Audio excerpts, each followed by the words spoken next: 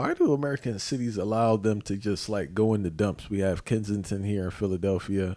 You have areas in LA. You have areas in Seattle where it's like it's almost like it's anarchy, but like they just let it be. There's no Leadership vacuum. See, if your leadership are punk asses who can't get out in the streets, who's leading the streets? The streets try to fill up the power vacuum and they don't know how. Strong cities like New York, Chicago, LA, places like that, you used to have organizations, and the kids would get involved in the organizations to move up and they'd learn how to do it.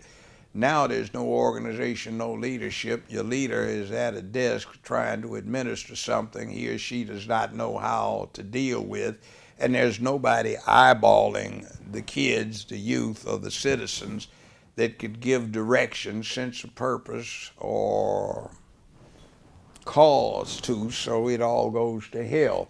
Also, too much is being spent in the wrong kinds of corruption.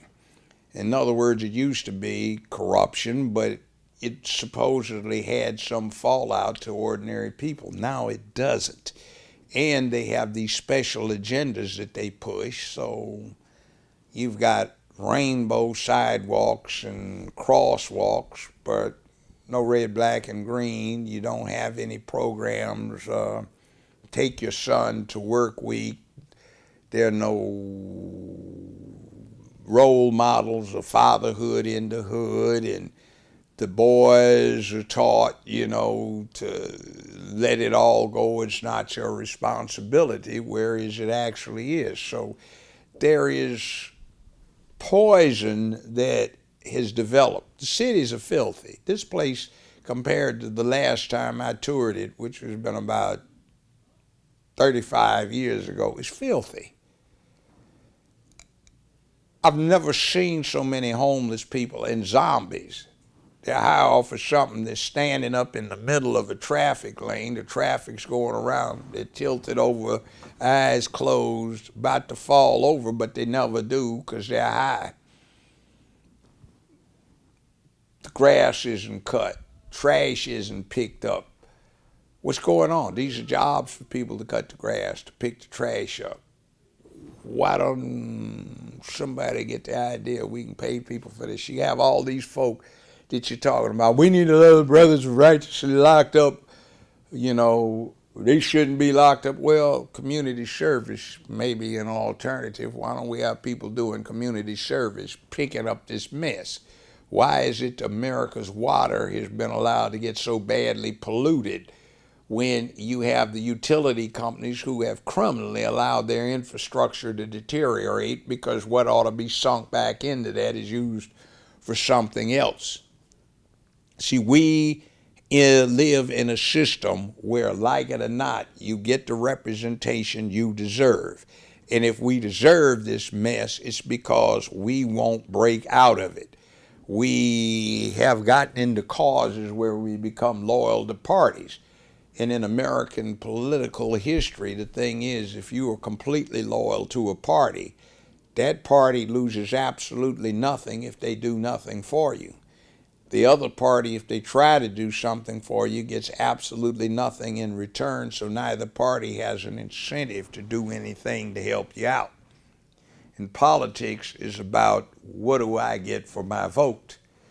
Generally, it's excellence in government, but right now, we look at it at what kind of agenda am I pushing, and then how many people are actually behind that agenda. Look at Anheuser-Busch. They did that Bud Light thing behind that strange boy in blue panties and bra that masquerades as a girl, and they lost 1/3 of their business, and they've had to lay off hundreds of people.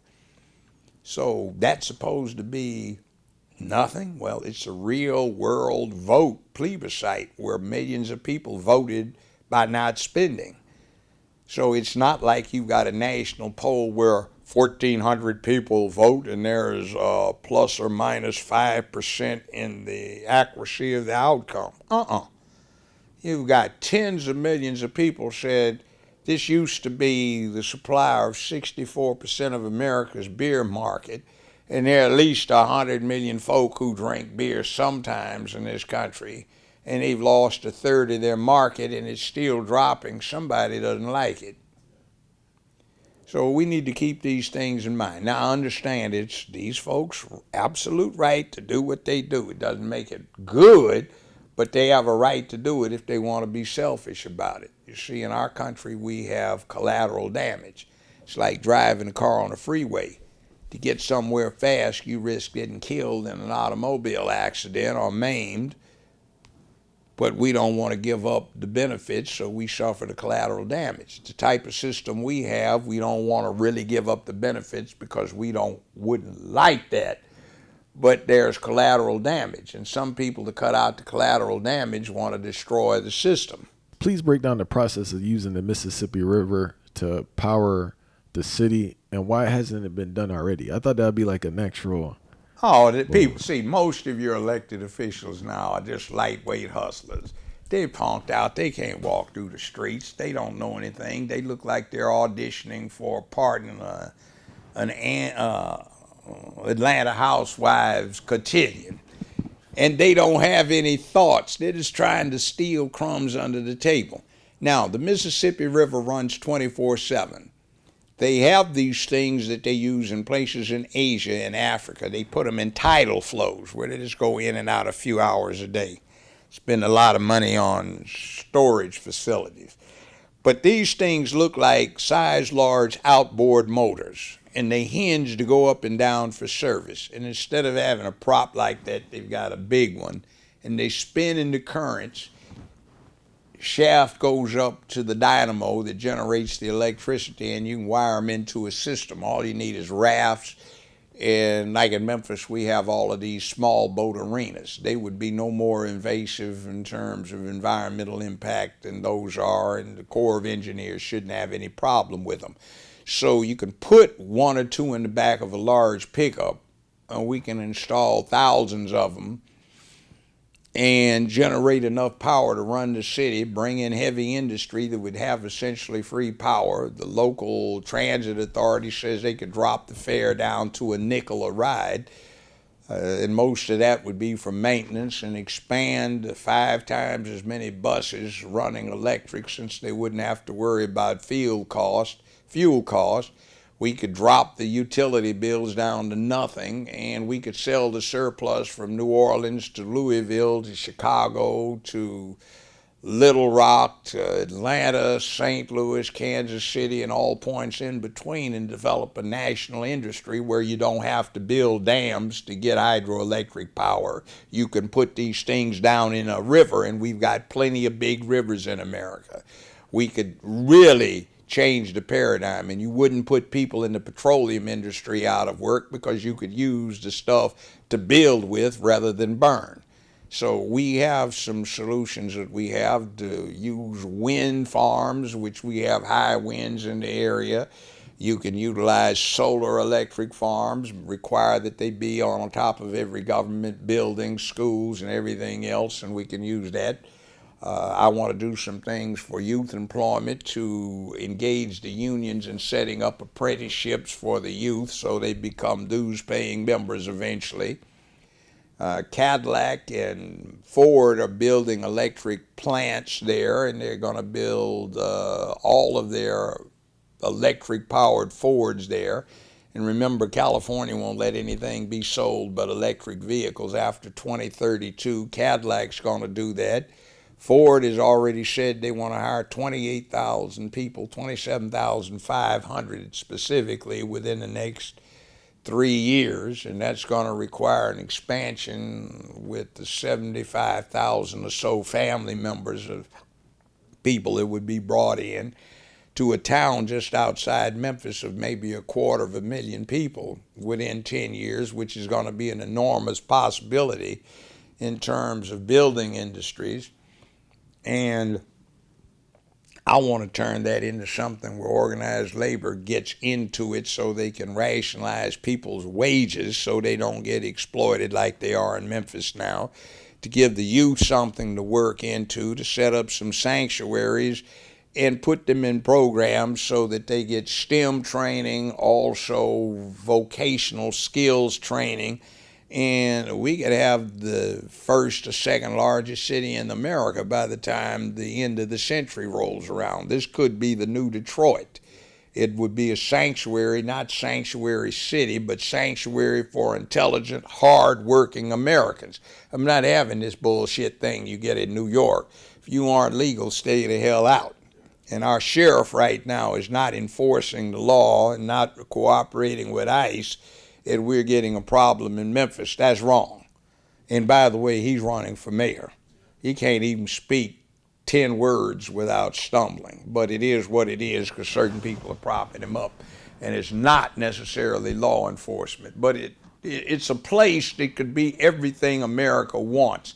It's the distribution capital of North America.